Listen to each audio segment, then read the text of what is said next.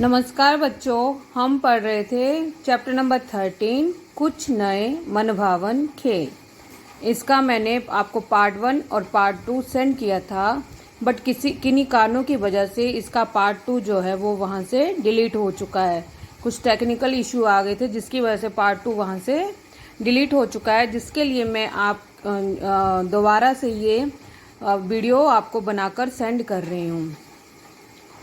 हमने पढ़ा था कुछ नए मनभावन खेल में अभी तक कि खेलना हमारे लिए कितना ज़्यादा ज़रूरी है।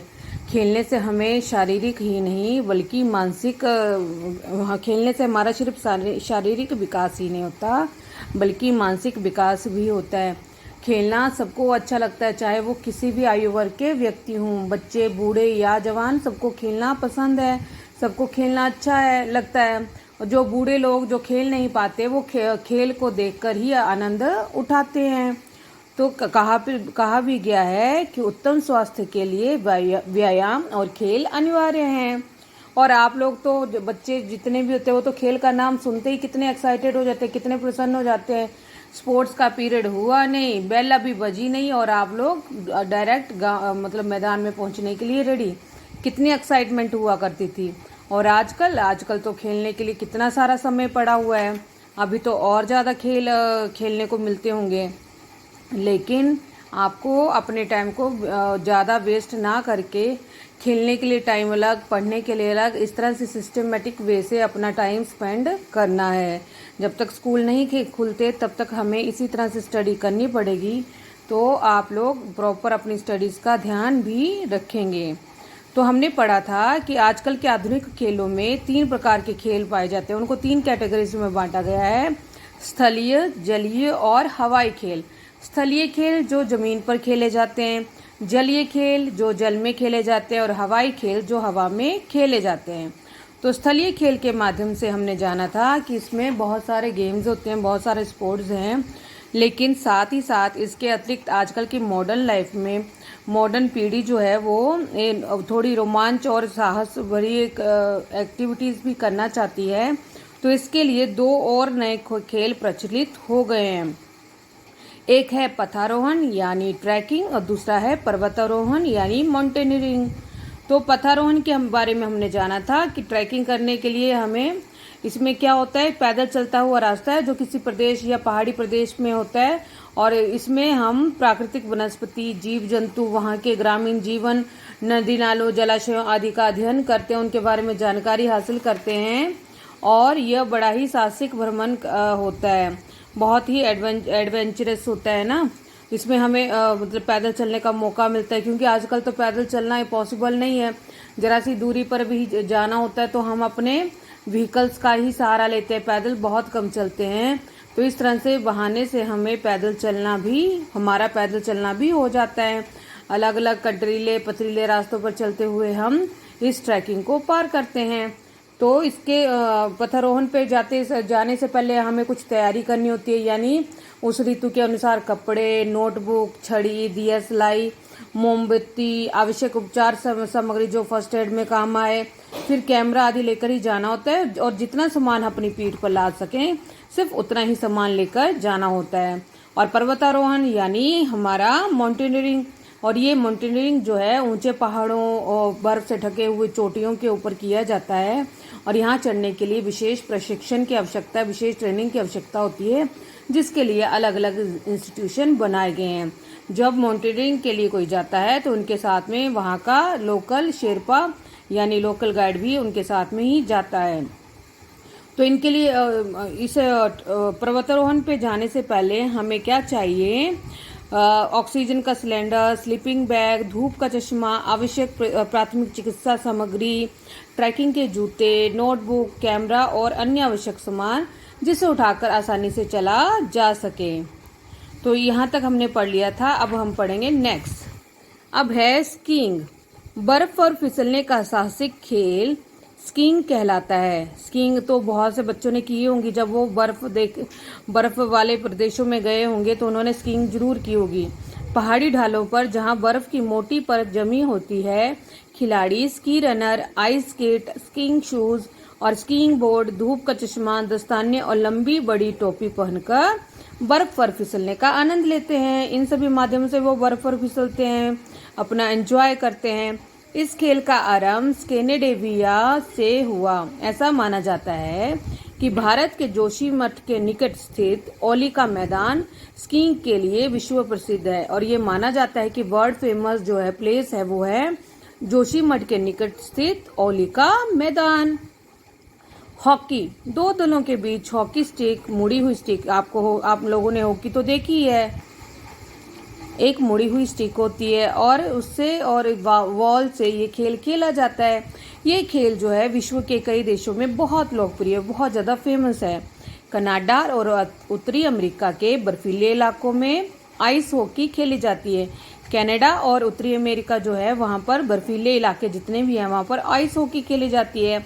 सबसे पहले 19वीं शताब्दी में इंग्लैंड में हॉकी खेली गई थी। सबसे पहले जो है हॉकी इंग्लैंड में खेली गई थी वो थी 19th सेंचुरी में। भारत में हॉकी का खेल बहुत लोकप्रिय है। यहाँ पुरुषों की टीम के साथ लड़कियों की भी हॉकी टीम विश्व प्रतियोगिता के लिए मैदान में उतरती है। यहाँ पे पुरुष तो हॉकी खेलते ही खेलते हैं, साथ में महिलाओं की भी हॉकी की टीम होती है। और ये दोनों ही विश्व प्रतियोगिता के लिए मतलब पार्टिसिपेट करते हैं। उन्हें गोल्डन गर्ल्स ऑफ हॉकी कहकर सम्मानित किया जाता है। और जो गर्ल्स की हॉकी टीम वर्ल्ड चैंपियनशिप में जाती हैं उन्हें गोल्डन गर्ल्स ऑफ हॉकी कहकर सम्मानित किया जाता है। अब है क्रिकेट। क्रिकेट के बारे में कौन नहीं जानता है ना। क्रिकेट आज की पीढ़ी का सर्वाधिक लोकप्रिय खेल है। हर दूसरे बच्चे को जिसको आप पूछेंगे कि आपका फेवरेट स्पोर्ट क्या है तो वो एक ही जवाब देगा, क्रिकेट। इस खेल में दोनों पक्षों में 11-11 खिलाड़ी होते हैं। एक पक्ष गेंद फेंकता है तो दूसरे पक्ष के खिलाड़ी बल्ले से गेंद को मारते हैं। मतलब एक फील्डिंग करता है, एक बॉलिंग करता है, दूसरा बैटिंग। टेस्ट क्रिकेट मैच 5 दिनों तक खेला जाता है। आजकल एक दिवसीय मैच, क्रिकेट मैच तथा सीमित 20-20 ओवरों के 20-20 भी खेले जाते हैं। 20-20 मैच भी आजकल फेमस होते जा रहे हैं। 16वीं शताब्दी के पूर्वार्ध में क्रिकेट का पहला मैच जो है वो इंग्लैंड में खेला गया था। सबसे पहले क्रिकेट भी इंग्लैंड में खेला गया था। वो खेला गया था 16th सेंचुरी में। 18वीं शताब्दी की समाप्ति तक यह इंग्लैंड का राष्ट्रीय खेल घोषित किया गया। इसे नेशनल गेम बना दिया गया। कहाँ की? इंग्लैंड की। अंग्रेजी साम्राज्य के विस्तार के साथ 19वीं शताब्दी के मध्य में पहला अंतर्राष्ट्रीय खेल खेला गया। जब अंग्रेजी साम्राज्य जो अपना विस्तार कर रहा था, जब अंग्रेजी साम्राज्य फैल रहा था, जब अंग्रेज अपना शासन फैला रहे थे तो उस समय उन्होंने अपने विस्तार के साथ साथ 19वीं शताब्दी के मध्य में पहला अंतर्राष्ट्रीय खेल खेला था। यह खेल ऑस्ट्रेलिया, इंग्लैंड, भारत, पाकिस्तान, श्रीलंका, दक्षिण अफ्रीका और वेस्ट इंडीज में बहुत लोकप्रिय है। और ये खेल जो है वो ऑस्ट्रेलिया, इंग्लैंड, भारत, पाकिस्तान, श्रीलंका, दक्षिण अफ्रीका और वेस्ट इंडीज में तो बहुत ज़्यादा फेमस है। कबड्डी, यह भारत का सर्वाधिक लोकप्रिय खेल है। सबसे ज़्यादा इस खेल को पसंद किया जाता है, जिसे भारत के गांव और शहरों में बड़े आनंद और उत्साह के साथ खेला जाता है। समूह में खेले जाने वाले इस खेल में भी 2 पक्ष होते हैं, 2 टीम होती हैं।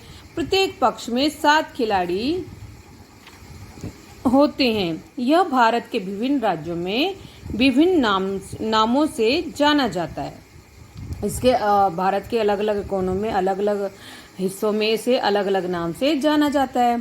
कबड्डी तमिलनाडु, महाराष्ट्र, बिहार, आंध्र प्रदेश, तेलंगाना और पंजाब में खेली जाती है।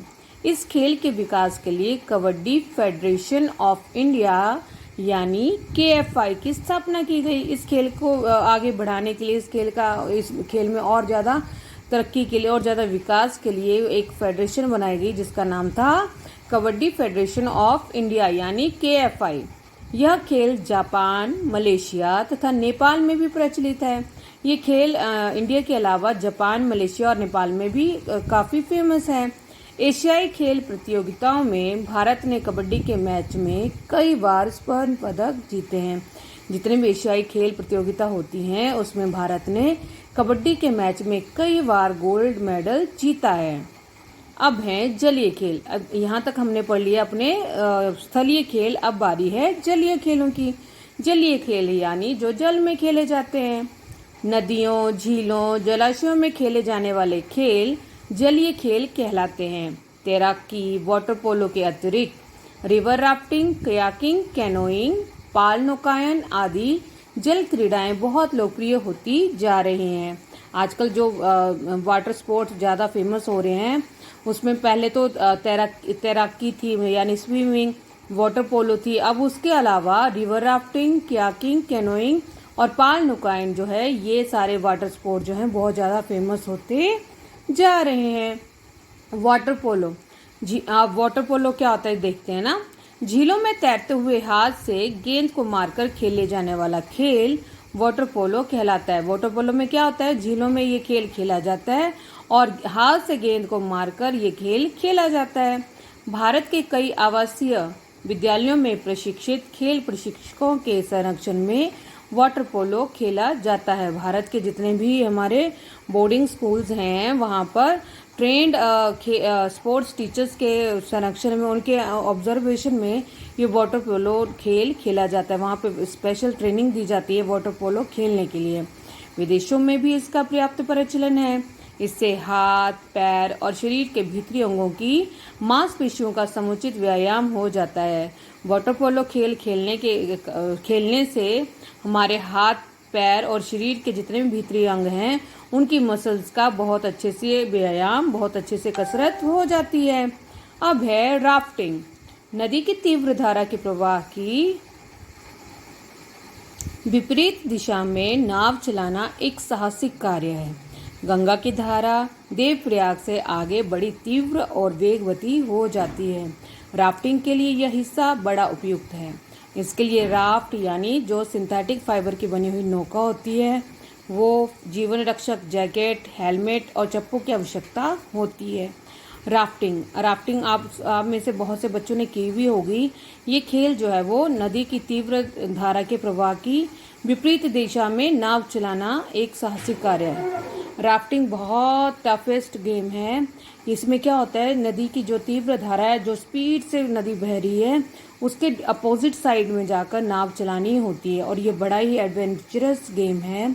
गंगा की धारा देवप्रयाग, जहाँ पे गंगा जो है वो देवप्रयाग में आगे बढ़ती हुई बड़ी ही तेज हो जाती है, बड़ी ही वेगवती हो जाती है। उसका जो बहने का जो प्रेशर है वो बढ़ता ही जाता, उसकी स्पीड बहुत तेज हो जाती है, बहुत ज़्यादा स्पीड से वो वहाँ पे बहती है। तो राफ्टिंग करने के लिए ये हिस्सा जो है बहुत उपयुक्त माना जाता है। राफ्टिंग के लिए राफ्ट बनाया जाता है जो कि सिंथेटिक फाइबर की बनी हुई नौका होती है। इसके साथ जीवन रक्षक जैकेट, हेलमेट और चप्पू की आवश्यकता होती है। जीवन रक्षक जैकेट मतलब लाइफ जैकेट। प्रत्येक नौका में 6 से 8 लोग सवार होते हैं और जितनी भी नौकाज होती हैं उन सब में 6 से 8 लोग जो है वो उसमें बैठते हैं, उसमें सवार होते हैं। प्रशिक्षक का होना भी जरूरी है, उसमें ट्रेनर का होना भी बहुत ज़्यादा जरूरी होता है। यह खेल आनंददायी तो है परंतु अत्यधिक जोखिम से भरा होता है। ये खेल बहुत ही इंटरेस्टिंग, बहुत ही आनंद देने वाला है, परंतु इसमें जो जोखिम है, जो मतलब खतरा है, वो बहुत ज़्यादा, रिस्क बहुत ज़्यादा है इस गेम में। अमेरिका, यूरोप और ऑस्ट्रेलिया में यह खेल बहुत प्रचलित है। कयाकिंग और कैनोइंग ये जल क्रीड़ा के लोकप्रिय खेल हैं। इन दोनों जल क्रीड़ाओं के बीच चालक या खिलाड़ी के बैठने की स्थिति में अंतर होता है। कयाकिंग और कैनोइंग ये जल क्रीड़ा के बहुत ही फेमस गेम्स हैं। इन दोनों ही जल क्रीड़ाओं में चालक जो हैं, जो मतलब चलाने वाले हैं या खिलाड़ी जो हैं, उनके बैठने की स्थिति में अंतर होता है, डिफरेंस होता है। कयाकिंग में प्रयोग आने वाली नौकाएं सामने से ढकी हुई होती हैं। कयाकिंग में जो नौकाएं प्रयोग में लाई जाती हैं, उसमें जो नौका है वो सामने की ओर से ढकी हुई होती है। कयाक नौकाएं कुछ नीचे होती है और दूसरी कयाक नौकाएं जो थोड़ी सी नीचे की ओर झुकी हुई होती हैं। जबकि कैनोइंग के लिए नौकाओं में चालक ठीक पानी की ओर मुंह करके बैठता है। लेकिन कैनोइंग में क्या होता है, इसमें चालक जो है, जो उसका मतलब आगे चलाने वाला है, वो ठीक पानी की ओर मुंह करके बैठता है, पानी की ओर मुंह करके वो बैठता है। इसमें नौका को चलाने के लिए दोहरे ब्लेड वाले पैडल लगे, इसमें जो नौका जो नाव चलाई जाती है उसके लिए दोहरे ब्लेड वाले पैडल लगे हुए होते हैं। इस जल क्रीड़ा में सुरक्षा जैकेट और हेलमेट पहनना अनिवार्य होता है। इसके लिए हमें अपनी सुरक्षा के लिए लाइफ जैकेट और हेलमेट पहनना बहुत ज़्यादा ज़रूरी है। कैनोइंग नदियों में खेली जाती है और जबकि कयाकिंग जो है वो जलाशय में खेला जाता है। जलाशय जहाँ पर एक जगह पे पानी रुका हुआ होता है, पोंड्स जो होते हैं, उनमें कयाकिंग खेली जाती है और कैनोइंग जो वो नदियों में खेली जाती है। अब है तीसरा, हवाई खेल। खुले आसमान में पंछियों की तरह उड़ने की लालसा ने कई मनोरंजक हवाई खेलों को लोकप्रिय बना दिया। हर किसी का अरमान होता है कि वो खुले आसमान में उड़े और पंछियों की तरह उड़े, और इसी लालच ने कई मनोरंजक हवाई खेलों को फेमस कर दिया है। एक पहाड़ी से दूसरी पहाड़ी तक हवा में उड़ते हुए चले जाना बड़ा ही आनंददायी प्रतीत होता है। एक पहाड़ी से दूसरी पहाड़ी तक हवा में उड़ते हुए जाना बड़ा ही ज़्यादा रोमांचकारी लगता है। बैलूनिंग, इसमें सबसे पहला बताया गया है बैलूनिंग। इस खेल में एक बहुत बड़े आकार के गुब्बारे के नीचे एक टोकरी सी बांधी होती है जिसमें 5-6 यात्री सुविधापूर्वक बैठ सकते हैं। गर्म हवा के दबाव से गुब्बारे को उड़ाया जाता है। सिर्फ खेल या आनंद के लिए उड़ाए गए गुब्बारे 100 मीटर की ऊंचाई तक ही जा सकते हैं। बैलूनिंग में क्या होता है, इस खेल में बहुत बड़े आकार का गुब्बारा होता है और उसके नीचे टोकरी बंधी होती है और जिसमें 5 से 6 यात्री बड़ी आसानी से बैठ सकते हैं, बड़ी इजीली बैठ सकते हैं, सुविधापूर्वक बैठ सकते हैं, जिसमें कोई अड़चन नहीं आती उनको बैठने में। गर्म हवा के दबाव से, अगर जब गर्म हवा का दबाव होता है तो उससे वो गुब्बारा उड़ता है और गुब्बारे के साथ साथ उस टोकरी में बंधे हुए लोग भी उड़ते हैं। सिर्फ खेल के लिए जब ये खेल आनंद के लिए उड़ाया जाता है ये गुब्बारा, तो ये 100 मीटर की ऊंचाई तक ही जा सकता है। गर्म हवा का दबाव कम हो जाने से गुब्बारा धीरे धीरे नीचे आ जाता है और जब गर्म हवा का दबाव जो है वो कम होने लगता है तो ये गुब्बारा भी धीरे धीरे नीचे आ जाता है। 26 नवंबर 2005 को विजय पद सिंघानिया ने गर्म हवा के बलून में उड़ते हुए 21,290 मीटर की ऊंचाई तक पहुंचकर एक नया विश्व रिकॉर्ड कायम किया। 26 नवंबर 2005 को विजय पद सिंघानिया ने गर्म हवा के बैलून में उड़कर पूरे 21,290 मीटर की ऊंचाई तक उड़ाया और एक नया वर्ल्ड रिकॉर्ड बना दिया। 15 जनवरी 1991 को ग्रेट ब्रिटेन के निवासी पॉलिड स्टेडेड और रिचर्ड ब्रेंसन ने गर्म हवा के बैलून द्वारा जापान से उत्तरी कनाडा तक 7,671.91 किलोमीटर की लंबी यात्रा पूरी की। 15 जनवरी 1991 को ग्रेट ब्रिटेन के 2 निवासियों पॉलिड स्टेडेड और रिचर्ड ब्रेंसन ने गर्म हवा के बैलून से ही जापान से लेकर उत्तरी कनाडा तक 7,671.91 किलोमीटर की लंबी यात्रा पूरी की थी। आजकल हॉट एयर बैलूनिंग उत्सव ब्रिस्टल में मनाया जाता है और आजकल ब्रिस्टल में हॉट एयर बैलूनिंग जो नामक फेस्टिवल भी मनाया जाता है। पैराग्लाइडिंग और हैंग ग्लाइडिंग, हवाई खेलों में इनकी लोकप्रियता दिनों दिन बढ़ती जा रही है। इस प्रकार के खेलों में सुरक्षा जैकेट, हेलमेट, ग्लाइडर और डोरी की आवश्यकता होती है। पैराग्लाइडिंग, इसके लिए ऐसी ढलवां जमीन की आवश्यकता होती है जहां कोई प्राकृतिक बाधा यानी कोई पेड़ पौधे ना हो, बिजली के खंभे या लोगों की भीड़ ना हो, 50 से 70 मीटर तक समतल जमीन हो, मतलब 50 से 70 मीटर तक बिल्कुल प्लेन एरिया हो। पैराग्लाइडर को अच्छी तरह पकड़कर अपने हाथों को उसकी डंडी से बांधकर 50 से 60-70 मीटर तक सीधे दौड़ना पड़ता है और पैराग्लाइडिंग करते हुए हमें पैराग्लाइडर को बड़ी अच्छी तरह से पकड़कर अपने हाथों को और उसकी डंडी से बांधकर पूरे 50 से 60-70 मीटर तक सीधे दौड़ना पड़ता है। इस दौड़ के कारण हवा जो है वो ग्लाइडर में भर जाती है और खिलाड़ी दूर तक उड़ते हुए जा सकता है। इसमें स्वचालित मशीन लगी होती है, स्वचालित जो अपने आप चलती है ना। हैंग ग्लाइडिंग भी इसी प्रकार से की जाती है, परंतु ग्लाइडर में स्वचालित मशीनें नहीं लगी होती है। हैंग ग्लाइडिंग भी इसी तरह का है, पर इसमें स्वचालित मशीन नहीं होती, ऑटोमेटिक मशीन नहीं होती है। प्रशिक्षित शिक्षकों के निर्देशन में ही ऐसे खेल आयोजित किए जाते हैं। वेल ट्रेंड जो ट्रेनर्स होते हैं उनके ऑब्जर्वेशन में, उनके डायरेक्शन में ही ये सारे खेल आयोजित किए जाते हैं। ब्राज़ील, यूरोप, अमेरिका में इस प्रकार के खेलों का विशेष प्रचलन है और ब्राज़ील, यूरोप और अमेरिका में इस प्रकार के खेल तो बड़े ट्रेंड में हैं। पैरासेलिंग, इस खेल में खुले मैदान में पैरासेल को रस्सी की सहायता से गाड़ी से बांध दिया जाता है। पैरासेलिंग में क्या होता है, पैरासेल होता है और उस पैरासेल को खुले मैदान में एक गाड़ी के पीछे रस्सी की सहायता से बांध दिया जाता है। गाड़ी के चलने के साथ खिलाड़ी भी पैरासेल बांधकर दौड़ता है, जिससे पैरासेल में हवा भर जाती है और हवा में ऊपर तैरने का आनंद आता है। गाड़ी जैसे ही चलती है तो गाड़ी के चलने के साथ खिलाड़ी भी अपना पैरासेल बांधकर दौड़ता है और जिससे पैरासेल में हवा भर जाने के कारण हवा में ऊपर तैरने का आनंद मिलता है।